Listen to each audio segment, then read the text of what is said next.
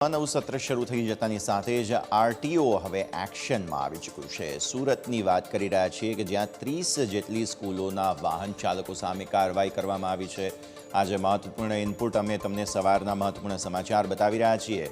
આરટીઓના ચેકિંગમાં વાહન ચાલકોને દંડ ફટકારાયો છે અને 30 જેટલી સ્કૂલોના વાહન ચાલકોને 3 થી 15,000 રૂપિયા સુધીની રેન્જમાં દંડ ફટકારાયા છે।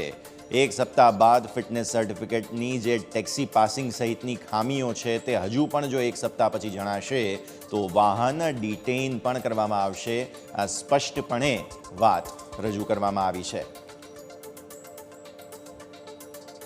સંવાદદાતા અમિત અત્યારે ફોન લાઈન પર આપણી સાથે જોડાઈ રહ્યા છે। અમિત, સુરતમાં કડક કાર્યવાહી જરૂર થઈ રહી છે। એક તરફ વાહન ચાલકો પાસે હજુ પણ જે નિયમ પ્રમાણે જરૂરી કાગળિયા અથવા તો પ્રક્રિયા પૂરી થઈ નથી।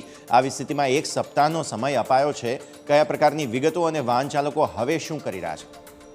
જે ચોક્કસથી વાત કરવામાં આવે બાળકોની સુરક્ષા બાબતે જ્યારે શાળા સંચાલકો અને સ્કૂલ વાહન ચાલકોએ હાથ અદ્ધર કર્યા હતા ત્યારે આરટીઓનું જે તંત્ર છે તે એક્શનમાં આવ્યું હતું। સુરતમાં આરટીઓના અધિકારીઓએ અલગ અલગ જગ્યા પર સ્કૂલ વાહનોમાં ચેકિંગ હાથ ધર્યું હતું। તે સમયે જે 30 જેટલા સ્કૂલ વાહનોમાં કેટલાક ડોક્યુમેન્ટ તેમજ ક્ષતિઓ જણાઈ આવી હતી।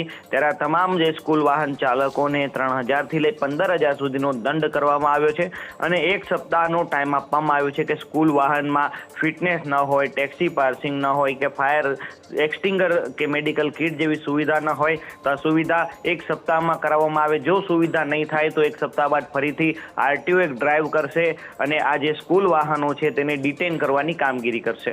જી બિલકુલ અમિત, ખૂબ ખૂબ આભાર આપનો અમારી સાથે જોડાવા માટે અને સમગ્ર વિગતો માટે। તો સુરતમાં આરટીઓની કાર્યવાહી અત્યારે આપના સ્ક્રીન પર।